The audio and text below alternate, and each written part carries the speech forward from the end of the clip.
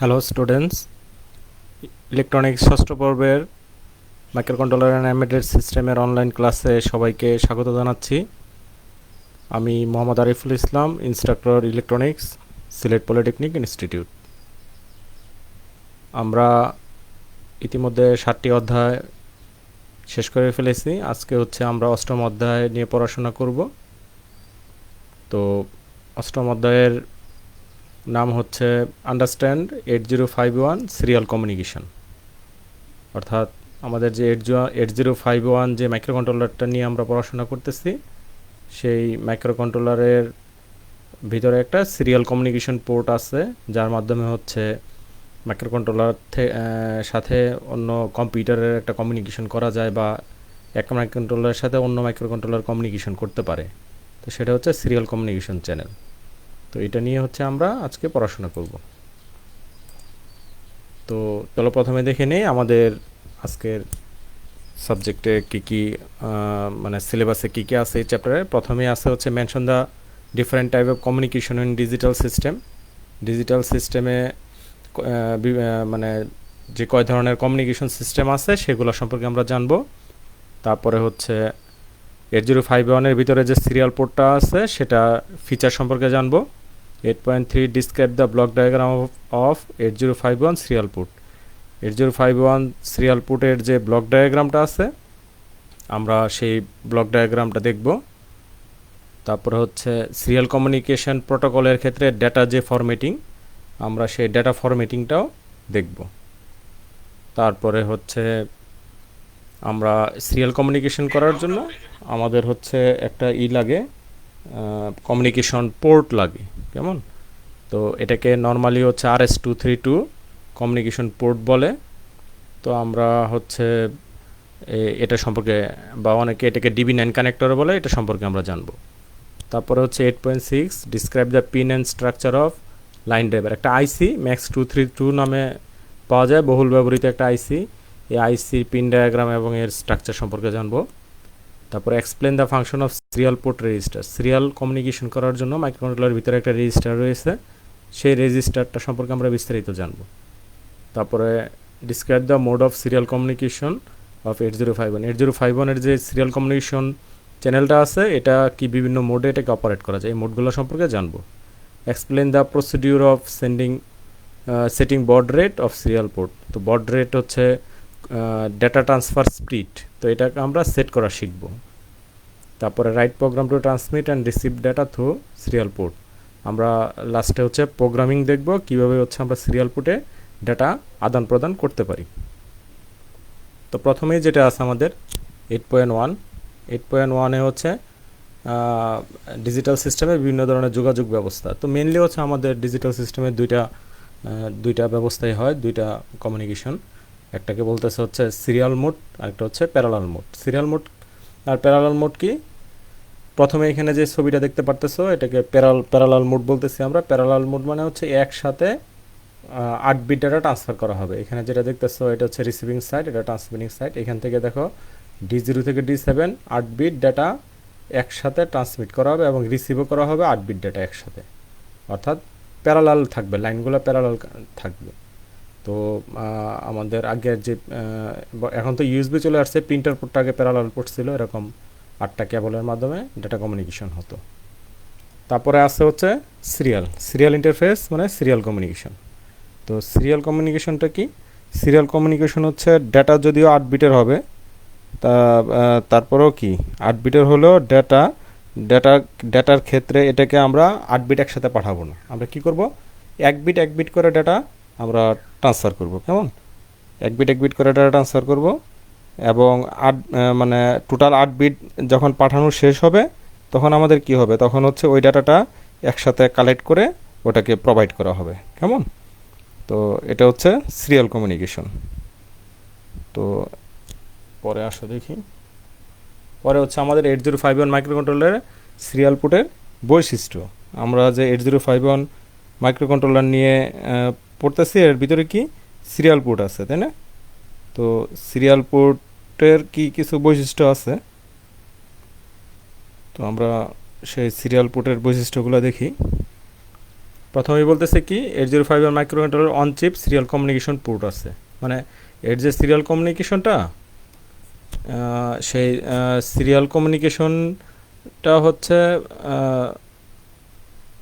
আচ্ছা, এর যে সিরিয়াল কমিউনিকেশন পোর্ট আছে এটা কি ভিতরে বিল্ট ইন করা আছে, বাহির থেকে এটাকে কি কানেকশন করার দরকার নেই। তারপরে হচ্ছে এটার একটা এর ভিতরে একটা কি ইউনিভার্সাল অ্যাসিনক্রোনাস রিসিভার ট্রান্সমিটার, যার 4টা অপারেশন মোড আছে। এটার ভিতরে যে সিরিয়াল কমিউনিকেশন পোর্টটা আছে এটাকে আমরা 4টা মোডে অপারেট করতে পারি। তারপরে তারপরে হচ্ছে এই পোর্টের তথ্য প্রেরণের জন্য 8 বিট ডাটাকে সিরিয়াল ডাটা রূপান্তর করে এবং সিরিয়ালি রিসিভকৃত ডাটাকে 8 বিট প্যারালাল ডাটায় রূপান্তর করে থাকে। মানে এই ক্ষেত্রে হচ্ছে এই সিরিয়াল পোর্টটা দুইটা কাজ করে। প্রথম কাজ হচ্ছে আমি যদি ডাটা পাঠাইতে চাই তাহলে সেটা কি সিরিয়ালে রূপান্তর করে 1 বিট ডাটা রূপান্তর করে তারপরে সেটা ট্রান্সফার করবে, কেমন। আর হচ্ছে আমি যদি ডাটা রিসিভ করি, রিসিভ তো নর্মালি কি 1 বিট করে রিসিভ হবে, তো সেটাকে 1 বিট করে রিসিভ করে সেটাকে আবার কি করবে, একত্রীকরণ করবে, ডাটাকে একত্রীকরণ করে তারপরে হচ্ছে আমাকে প্রোভাইড করবে, এটাই বলতেছে। তারপরে এটা ফুল ডুপ্লেক্স মোডে কাজ করে। ফুল ডুপ্লেক্স মোড বলতে কি বোঝায়? ফুল ডুপ্লেক্স মোড বলতে বোঝায় হচ্ছে এটা একই সাথে কি করতে পারবে, ডাটা ট্রান্সমিট করতে পারবে আবার রিসিভও করতে পারবে, দুইটা কাজ একত্রে হবে, এটাই হচ্ছে ডুয়াল মোড বলতেছে, ডুপ্লেক্স। তারপরে হচ্ছে এর তথ্য প্রেরণ এবং গ্রহণের জন্য আলাদা বাফার রেজিস্টার আছে। হ্যাঁ, এটা থেকে আমরা যদি তথ্য আদান প্রদান করতে চাই তাহলে এটা যদিও একটাই বাফার নাম, সেটা হচ্ছে এসবাফ মানে নাম এটা রেজিস্টারটা। তো এই রেজিস্টারটা হচ্ছে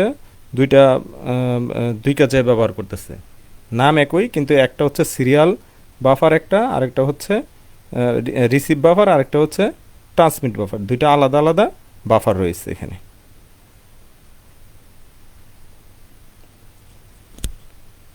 তারপরে হচ্ছে আমাদের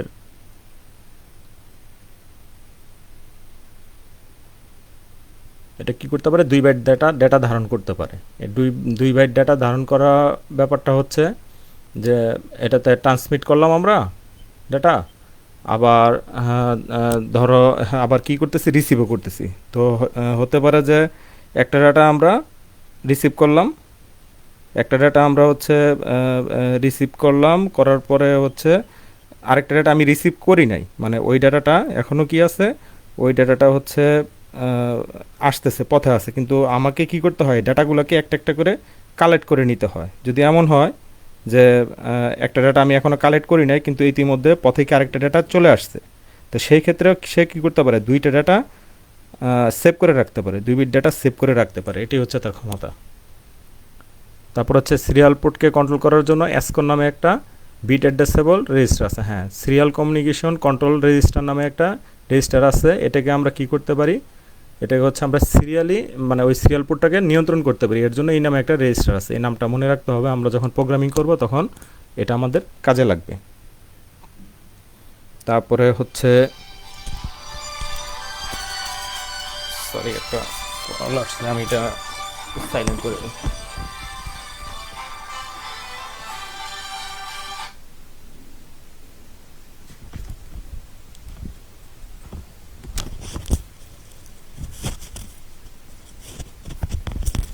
তারপরে হচ্ছে এই পোর্টের ইন্টারাপ্ট সিস্টেম, আচ্ছা অপারেটিং ফ্রিকোয়েন্সি বা বড রেট ফিক্সড বা ভেরিয়েবল উভয়ই হতে পারে। এর মাধ্যমে যে ডাটা ট্রান্সফার করব আমরা, তো ডাটা ট্রান্সফার করার ক্ষেত্রে যে স্পিডটা, এই স্পিডটা কী হইতে পারে, ভেরিয়েবলও হইতে পারে, আবার কি হইতে পারে, ফিক্সডও হইতে পারে, এটা ডাটা ট্রান্সফার রেটটা। তারপরে এই পোর্টের কি ইন্টারাপ্ট সিস্টেম রয়েছে যার মাধ্যমে রিসিভারে ডেটা রিসিভ ফাংশন সহজে পরিচালনা করা যায়, অর্থাৎ এর মধ্যে একটা ইন্টারাপ্ট সিস্টেম রয়েছে। তো ইন্টারাপ্ট সিস্টেমটা কি, ইন্টারাপ্ট সিস্টেমটা হচ্ছে আমরা যে ডেটা রিসিভ করব, তো এই মুহূর্তে যদি 1 বাইট ডেটা রিসিভ হয়, 1 বাইট ডেটা যদি রিসিভ হয় তাহলে মানে আমাকে বসে থাকতে হবে না, যখনই এটা রিসিভ হবে তখনই আমাকে হচ্ছে একটা নোটিফিকেশন দিবে, আমি বুঝতে পারবো যে আমার হচ্ছে ডেটা রিসিভ হয়েছে। তখন আমি কি করব, ওই ডেটাটাকে পড়বো, পরে হচ্ছে আমার যেখানে ডেটাটা সেভ করা দরকার সেখানে আমি সেভ করে নিতে পারবো। কেমন, এটাকে বলে হচ্ছে ইন্টারাপ্ট সিস্টেম।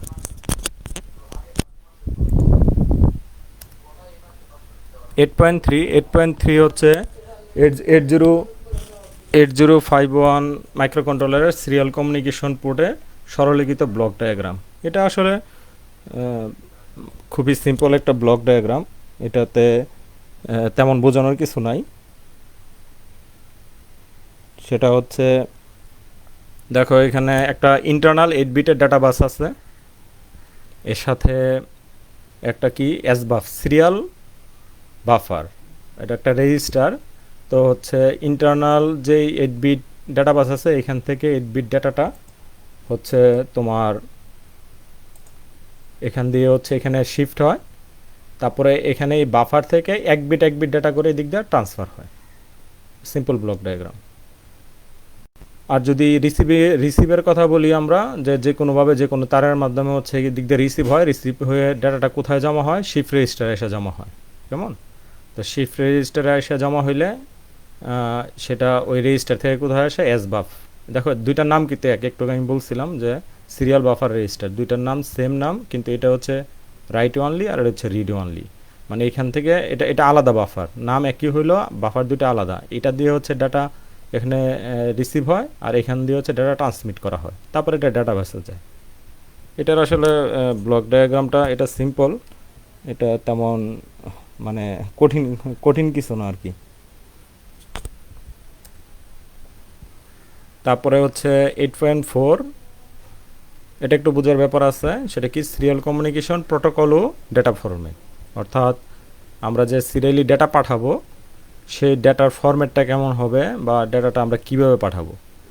এখানে হচ্ছে আমরা উদাহরণ হিসেবে কি করলাম, উদাহরণ হিসেবে আমরা ভি বড় হাতের ইংরেজি অক্ষর ভি এর কি বাইনারি ভ্যালুটা পাঠাবো। তাহলে এটা আস্কি টেবিল অনুসারে, তোমরা ডিজিটাল ইলেকট্রনিক্স প্রথম যেটা প্রিন্সিপাল অফ ডিজিটাল সেখানে থাকার কথা আস্কি কোড, সেখান থেকে হচ্ছে এটা বুঝতে পারবা। তো আস্কি কোড অনুসারে ভি এর একটা কোড আছে, সেটা হচ্ছে এই কোডটা বাইনারিতে, কেমন 7 ডিজিটের একটা কোড। তো আমরা কমিউনিকেশন করার ক্ষেত্রে আমরা কোন মোড ইউজ করব, ধরো 8 বিট মোড ইউজ করব এবং অড প্যারিটি নিয়ে কাজ করব আর একটা স্টপ বিট নিয়ে কাজ করবো। এটা প্রোটোকল, মানে ডেটা কমিউনিকেশন করার ক্ষেত্রে এই প্রোটোকলটা আমরা সেট করে নিছি। প্যারিটি অড হবে এবং স্টপ বিট থাকবে একটা এবং ডেটাটা থাকবে 8 বিটের। তো ডাটাটা কি, ডাটাটা এই যে এটাকে বলে হচ্ছে এলএসবি আর এটাকে বলা হয় হচ্ছে এমএসবি। কেমন, তো ডাটাটা পাঠানোর আগে আমার যে কমিউনিকেশন সিরিয়াল কমিউনিকেশন যদি করতে চাই তাহলে আমার কি করতে হবে, প্রথমে হচ্ছে একটা সিগন্যাল দিতে হবে 0, এটাকে বলতে হবে স্টার্ট বিট দিয়ে বোঝায় মানে 0। নর্মালি আইডল থাকে, হাই থাকে। আচ্ছা, আরেকটা ব্যাপার, এখানে দেখো যে সিগন্যালটা দেখতেছো এগুলো হচ্ছে আমাদের ডেটা আর এগুলো হচ্ছে আমাদের সিগন্যাল। এখানে সিগন্যাল দেখো এখানে লেভেল আছে। কেমন, আমরা নর্মালি ডিজিটাল ইলেকট্রনিক্সে 1 বলতেছি হাইকে, তাই না, হাই। কিন্তু এখানে যেখানে হাই সেখানে কিন্তু নেগেটিভ ভোল্টেজ, সেটা নেগেটিভ ভোল্টেজ কত হইতে পারে, নেগেটিভ ভোল্টেজ -3 -5 এরকম -15 এরকম আছে, যে কোনো একটা হইতে পারে। তবে নর্মালি এখন আমরা যেটা পড়বো এটাকে আমরা -15 হিসেবে পড়বো এখন, যে সার্কিট নিয়ে আমরা কথা বলবো। তো সিরিয়াল কমিউনিকেশনে -15 ভোল্ট বলতে বোঝায় হচ্ছে হাই মানে 1, আর যেখানে হচ্ছে হাই মানে 5 কি বলে 0, হাই তো বলে ফেললাম, হাই মানে হচ্ছে -15 ভোল্ট। আর যেখানে 0 লো ভোল্টেজটা হবে +15 ভোল্ট, মানে উল্টা বিপরীত ধর্মী। কেমন, এতদিন ডিজিটাল ইলেকট্রনিক্সে 1 মানে পজিটিভ ভোল্টেজ বলছি, কিন্তু এই সিরিয়াল কমিউনিকেশনে এটা হয়ে যাবে নেগেটিভ ভোল্টেজ এবং সেটা -15 ভোল্ট। আর এখানে 0 মানে আমরা 0 ভোল্ট মানে বুঝে আসছি এতদিন, কিন্তু এখানে 0 ভোল্ট মানে বুঝবো আমরা কি দিয়ে, +15 ভোল্ট দিয়ে। আচ্ছা, তো দেখো ডেটা কমিউনিকেশন করতে গেলে তো এটা আইডল আছে, আইডল মানে কোনো কমিউনিকেশন হচ্ছে না। তো কোনো কমিউনিকেশন যখন না হয় তখন সেটা হাই মুডে থাকে। তা হাই মুডে আছে মানে কি, নেগেটিভ ভোল্টেজ আছে। তো আমি এখন ভিটা ট্রান্সমিট করতে চাই তারের মধ্যে দিতে, তাহলে আমাকে কী করতে হবে, একটা স্টার্ট বিট দিতে হবে। এটা ডেটা না, এটা স্টার্ট বিট। তো স্টার্ট বিটটা কি 0 হবে, তাহলে 0 হওয়ার কারণে কি হয়েছে, সিগন্যাল দেখো এখান থেকে উঠে উপরে চলে আসছে। তাহলে এটা তো ট্রান্সমিটারের অংশ, তাহলে রিসিভার অংশ এই সিগন্যালটা পায় বুঝতে পারবে আইডল থেকে কি ঘুম ভাঙবে আর কি, বুঝতে পারবে যে ও এখন মনে হয় ডেটা কমিউনিকেশন শুরু হবে। কেমন?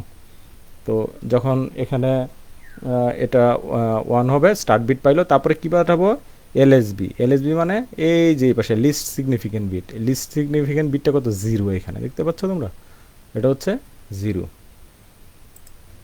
যদি একটু জুম করতে যাওয়ার কারণে এটা অফ হয়ে গেল, জুম করতে যাওয়ার কারণে অফ হয়ে গেল।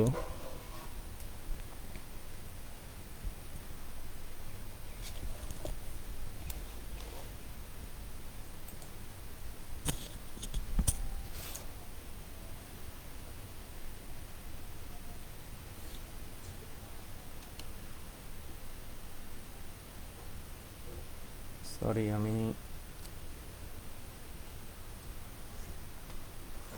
জুম করার কারণে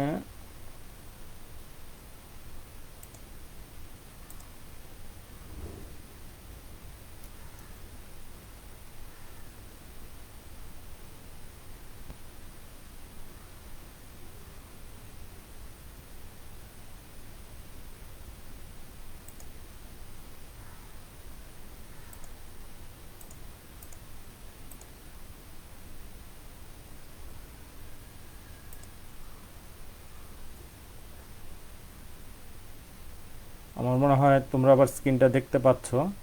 আমি হচ্ছে স্লাইডটা জুম করতে যাওয়ার কারণে সেটা হচ্ছে অফ হয়ে গিয়েছিল।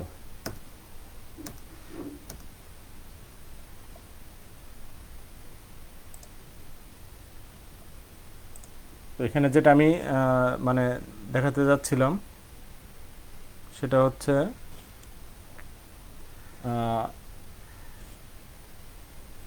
তোমাদের যে আজকি কোডটা হচ্ছে এখানে ভি এর যে বাইনারি ভ্যালুটা সেটা এখানে শুরু হচ্ছে 011, তারপর হচ্ছে 01010, এটা হচ্ছে ভি এর আজকি কোড। তো ভি এর আজকি কোডটা প্রথমে এলএসবিটা কত, 0।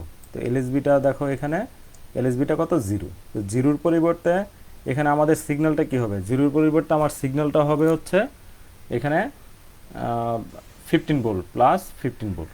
কেমন? তারপরে এখানে কত আছে, এখানে আছে 1। তাহলে 1-এর পরিবর্তে দেখো এই যে এখানে 1, যদিও এখানে লেখা নাই, সিগন্যালটা দেখে বুঝতেছি আমরা।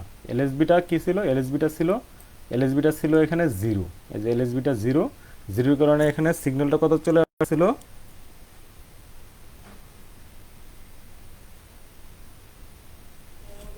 এখানে 0-0-র পরিবর্তে এখানে চলে আসছে পজিটিভ 15 ভোল্ট। কেমন? তারপরে হচ্ছে সিগন্যাল পরের বিটটা কত, 1। তাহলে 1 মানে হচ্ছে এখানে 5 ভোল্ট। তো 5 ভোল্টের পরিবর্তে আমার সিগন্যালটা কোথায় চলে গেছে, দেখো -15 ভোল্টে চলে গেছে। কেমন? তারপরের বিটটা কত, 1। তাহলে 1 মানে কত, এটা 5 ভোল্ট। কেমন? তো 5 ভোল্ট সেটাও দেখো কোথায় রয়ে গেছে, এই স্ট্রিমে -15 ভোল্টে রয়ে গেছে। তারপরের বিটটা কত, 0। এই যে 0 হওয়ার কারণে সিগন্যালটা কোথায় চলে আসছে, এই যে নিচে -15 ভোল্টে ছিল, সেখান থেকে কোথায় +15 ভোল্টে চলে আসছে। কেমন? তো তারপরে হচ্ছে আবার দেখো এখানে 1 হয়ে গেছে, 0 পরে আবার 1 হয়ে গেছে, এরকম করে। তো এইভাবে লাস্টটা কি, লাস্টের বিটটা হচ্ছে আমার এমএসবিটা কত, 0 ভোল্ট। তাহলে এমএসবি হচ্ছে এখানে 0 ভোল্ট। 0 ভোল্টটা কোথায়, 0 ভোল্টটা নিচে 0 ভোল্ট, যেহেতু 0 ভোল্টটা কোথায় চলে আসছে, +15 ভোল্টে চলে আসছে সিগন্যালটা। তারপরে এখানে হচ্ছে এটা প্যারাইটি বিট। তো প্যারিটি বিটটা অলরেডি তোমরা জেনে আসছো, এটা কিন্তু মানে ক্যালকুলেট হয়, অটোমেটিক জেনারেট হয়। তো অটোমেটিক জেনারেট কিভাবে হয়, এটা আমরা অড প্যারিটি নিয়ে কাজ করতেছি, তাই না? তাহলে অড প্যারিটি মানে এখানে 1 কি থাকবে, বিজোড় সংখ্যক থাকবে 1। তাহলে আমার এই যে এই ডেটার মধ্যে কয়টা 1 আছে, 1 2 3 4। তাই একটা 1 কিন্তু কম আছে, আমার বিজোড় নাই, অড প্যারিটি নাই, সেজন্য প্যারিটি বিটটা কি 1 আসছে। তো 1-এর পরিবর্তে সিগন্যাল কোথায় চলে যাবে, সিগন্যাল চলে যাবে যে -15 ভোল্ট, এই যে -15 ভোল্ট। কেমন? তারপর একটা স্টপ বিটটা সবসময় কী হয়, স্টপ বিটটা 1 হয়। এখানে দেখো স্টার্ট বিটটা কী ছিল, 0 ছিল, আর স্টপ বিটটা সবসময় 1 হয়। তাহলে স্টপ বিটটা 1 হওয়ার কারণে ওই যে সিগন্যালটা কি কোথায়, এখানে -15 ভোল্টেই রয়ে গেছে। তারপরে এটা আইডল সিচুয়েশনে চলতেছে। তো এটা দিয়ে বোঝায় হচ্ছে এটা একটা ফরম্যাট, কেমন ডেটা কমিউনিকেশন ফরম্যাট। তো আমরা ডেটা যাই দেই, ডেটা কোথায় এলএসবি থেকে শুরু করে এমএসবি পর্যন্ত হচ্ছে আমাদের ডেটাটা। তো ডেটাটা যাই হোক, প্রথমে হচ্ছে আমার স্টার্ট, শেষে হচ্ছে প্যারিটি বিট এবং স্টপ বিট, এটা দিতে হবে। তো সিরিয়াল কমিউনিকেশনে আসলে এটাই ডেটা ফরম্যাট, কেমন সিরিয়াল কমিউনিকেশনে এটাই ডেটা ফরম্যাট মেনলি।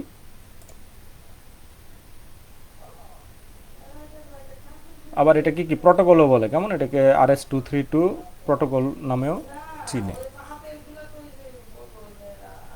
তারপরে দেখো কম্পিউটারের সাথে পেরিফেরাল ডিভাইসের ডেটা কমিউনিকেশনের অন্যতম একটা প্রটোকল পদ্ধতি হচ্ছে কি RS-232, কেমন। তো RS-232-র ক্ষেত্রে কি করা হয়, এই যে DB9 টাইপের একটা কানেক্টর ব্যবহার করা হয়। এই এই কেবলটা আসলে এখন অ্যাভেলেবল না, এখন তো তোমরা হচ্ছে ইউএসবি কেবলের সাথে বেশি পরিচিত, তাই না? তাহলে কিন্তু এক সময় এই কেবলটা খুবই প্রচলিত ছিল, এই কেবলটা ব্যবহার করা হইতো। এটাতে হচ্ছে 9 পিনের একটা কেবল। আর মজার ব্যাপার হচ্ছে এই পিনে দেখো অনেকগুলো পিন আছে, এগুলোর লেখা আছে ক্যারিয়ার ডিটেক্ট, RxD মানে হচ্ছে রিসিভ ডেটা, এই ধরনের বিভিন্ন এটার কি মানে নাম আছে, পিন আছে। কিন্তু কিন্তু ঘটনা হচ্ছে এখানে এই যে RxD হচ্ছে রিসিভ ডাটা, আর TXD হচ্ছে ট্রান্সমিট ডাটা, আর এখানে 5 নম্বর পিনটা হচ্ছে গ্রাউন্ড। তো বাস্তবিক ক্ষেত্রে আসলে এই এই তিনটা পিনই কাজে লাগে, এই তিনটা পিন ব্যবহার করে কাজ করা হয়। RxD 2 নম্বর পিনটা, আর হচ্ছে TXD 3 নম্বর পিনটা, আর গ্রাউন্ড, এই তিনটা পিন কাজ করা হয়। তো একটা ট্রান্সমিটার থাকে, একটা রিসিভার থাকে।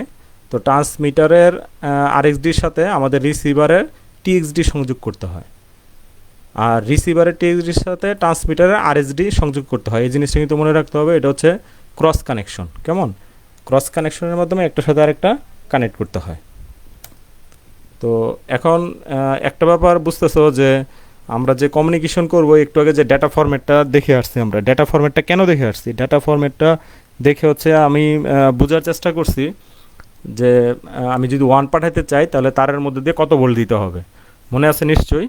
মানে উল্টা 1 পাঠাইলে হচ্ছে -15 ভোল্ট দিতে হচ্ছে, আর 0 পাঠাইলে হচ্ছে +15 ভোল্ট দিতে হচ্ছে, তাই না? তাহলে এই কাজটা কীভাবে করবো? আমাদের মাইক্রো কন্ট্রোলার তো 0 থেকে 5 ভোল্টের মধ্যে চলে, কিন্তু আমরা যদি 1 আর 0 কমিউনিকেশন করতে চাই তাহলে আমাকে হাই ভোল্টেজে করতে হবে। তাহলে এই কাজটা করার জন্য একটা কি লাইন ড্রাইভার লাগে।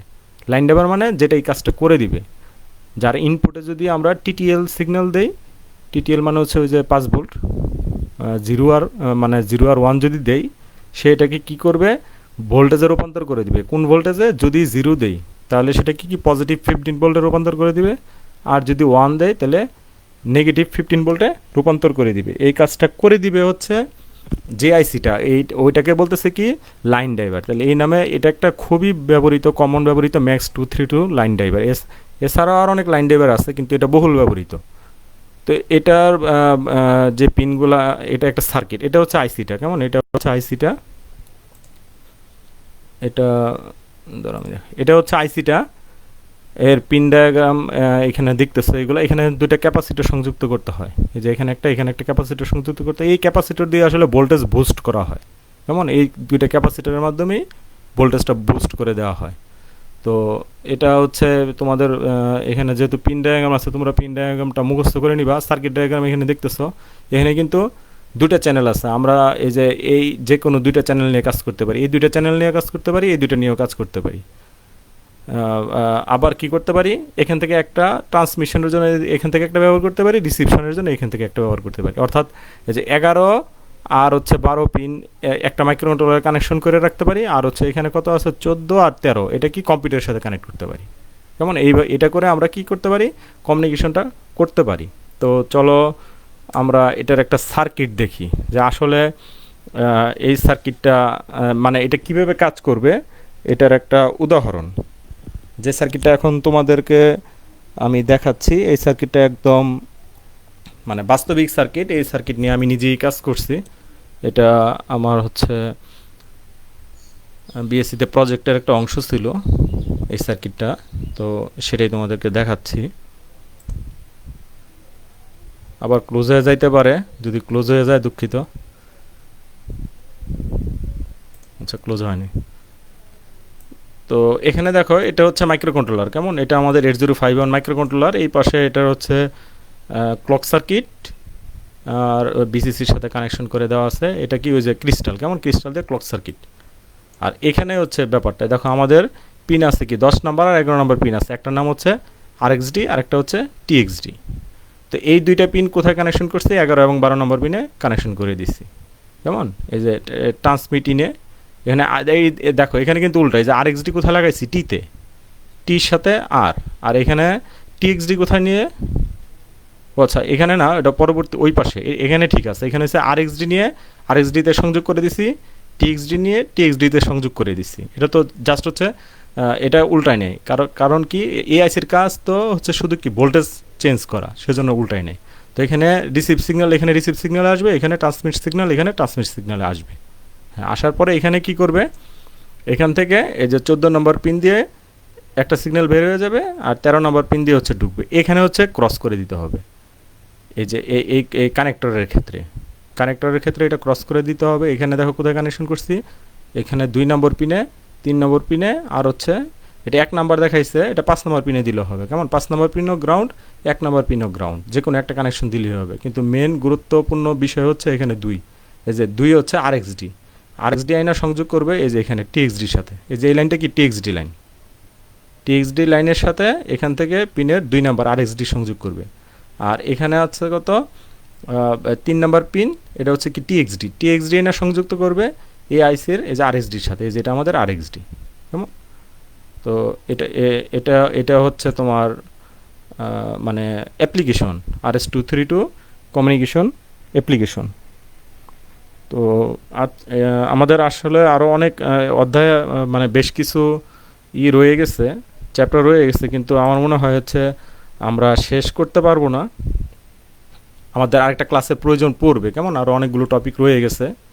তো আমরা যেহেতু আরেকটা ক্লাস লাগবে, তাহলে এই ক্লাসে আর লোড না নেই, আমরা আগামী ক্লাসে হচ্ছে এটা শেষ করব। তবে আমরা হচ্ছে এখানে কি 8.6 পর্যন্ত আমরা এটা পড়ে নিছি, কেমন, describe the pins and structure of line driver. তো আমরা হচ্ছে লাইন ড্রাইভারটা সম্পর্কে জানলাম। আগামী ক্লাসে আমরা 8.7 থেকে শুরু করব, কেমন। তো ক্লাসের সময় মনে হয় শেষ হয়ে আসতেছে। তো তোমাদের যদি কোনো কোশ্চেন থাকে করতে পারো। আর হচ্ছে আজকের ক্লাসে মানে অনাকাঙ্ক্ষিত এরকম বিড়ম্বনার জন্য আমি খুবই দুঃখিত। সত্য কথা বলতে কি যে লাইভ ক্লাস নেওয়াটা অনেক কঠিন, কারণ হচ্ছে এখানে অন্য কোনো সাউন্ড রাখা যায় না। সাউন্ড রাখলে হচ্ছে তোমাদের মানে নয়েস আসবে, সেজন্য ফ্যান ট্যান বন্ধ করেই ক্লাস নিতে হয়। তো যে অবস্থা মানে জামা কাপড় গায়ে দিয়ে ফ্যান বন্ধ করে রেখে এই মুহূর্তে ক্লাস নেওয়াটা খুবই কঠিন। তো অনাকাঙ্ক্ষিত মানে ভুলের জন্য ক্ষমা চাচ্ছি, তোমরা ক্ষমা সুন্দর দৃষ্টিতে দেখবা। আর যদি কারো কোনো কোশ্চেন থাকে, যদি আজকে মানে এতটুকু যতটুকু পড়াইলাম এর মধ্যে যদি তোমরা কিছু না বুঝে থাকো, যদি কোশ্চেন করো, তাহলে আমি চেষ্টা করবো এটা অ্যান্সারটা দেওয়ার জন্য, যেহেতু আজকে একটু সময় আসছে।